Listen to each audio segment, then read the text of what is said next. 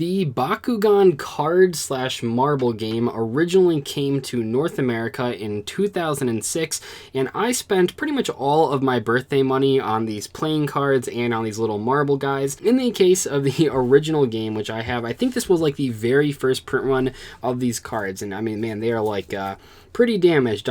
These have seen better days. They weren't the sturdiest things, because what's interesting about these cards, you notice that like they're super thick and that kind of stuff. There's not too many cards in the stack, and they look awful.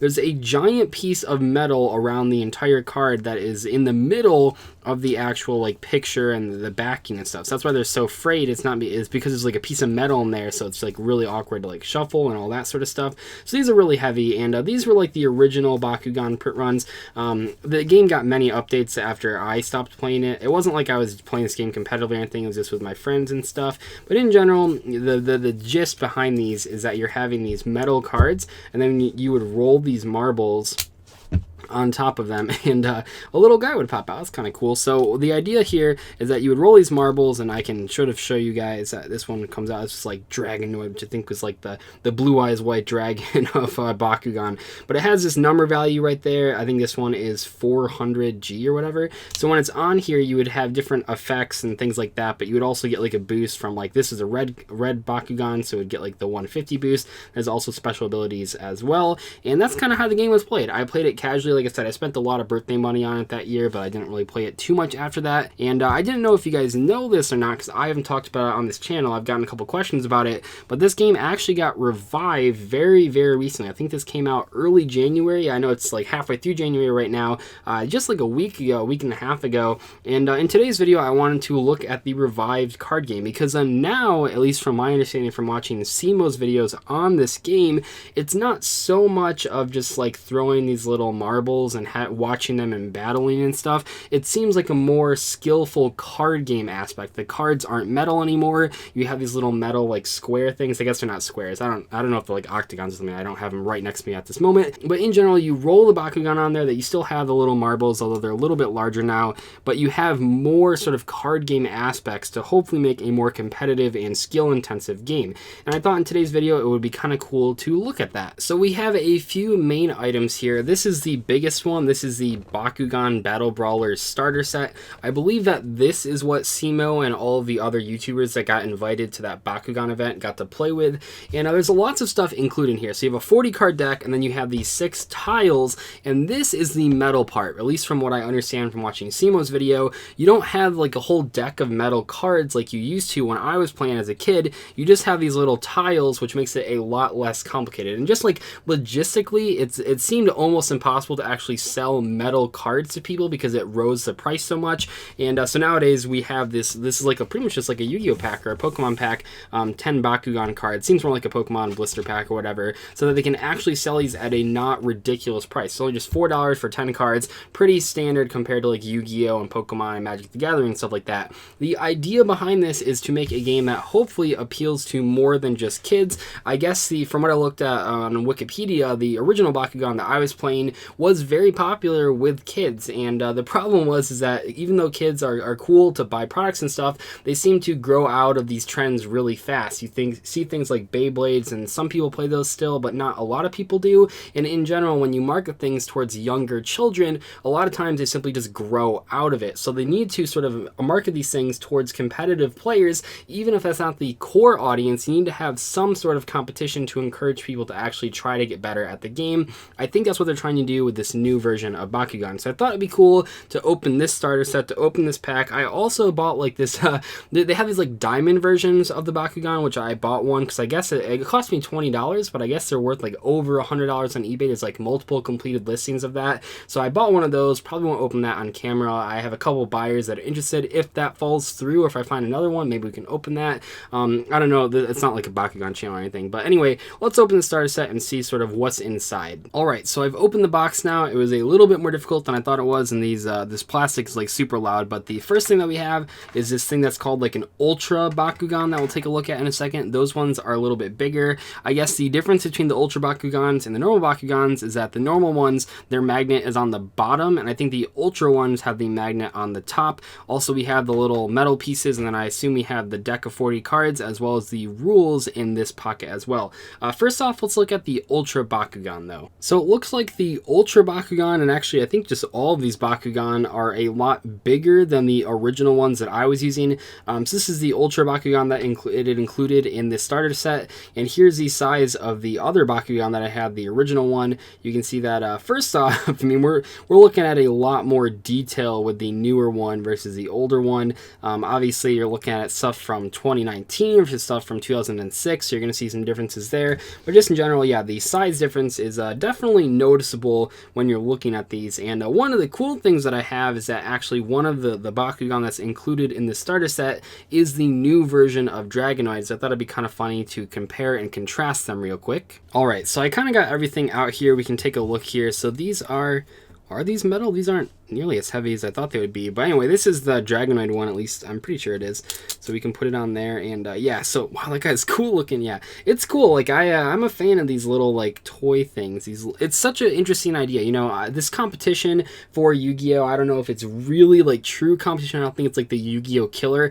This only almost kind of seems like a more like direct competition with like Beyblade and stuff like that, because it's not only like a strategic game, but also it has like these little figurines. We don't really see that so much with like more adult card games like Yu-Gi-Oh! Magic and stuff like that. But you can see we have, so when you compare the new Dragonoid to the old Dragonoid, I mean, it's not that this guy isn't cool, don't get me wrong, but it's, I think it's a case of with the older Bakugan, you needed to see a picture of them to like understand what they were, where with these newer ones, they actually look like something because they're actually detailed figurines. But this guy looks pretty cool. Then we can take a look at this other one, which I don't even know what it is because I didn't really care too much to look for it. Looks like he's, oh, it's a little Pegasus. That's cool. Alright, and as you can see a little horn there, that's really cool. And these tiles, I don't really know, I don't know, I watched Simo's video explaining it. I'm pretty sure at the start of the duel or whatever, you put all these tiles in the middle, you and your opponent, and then they have like secret bonuses below them, which is kind of crazy. So now, instead of with the old game, you would have to continuously put cards out there to try to roll these Bakugan on there. With this new game, at least if they haven't changed the rules since when Simo played it, you put all the tiles out there at the beginning, and then you have a much smaller square to hit, but it's a lot less like weird, because man, like the table setup when you're both playing a ton of cards next to each other was definitely a mess. You had to have a pretty big open area to actually play those original Bakugan, but that's kind of what you're doing here. So you're rolling them, and then they're landing, and then they're sticking, then they're opening up.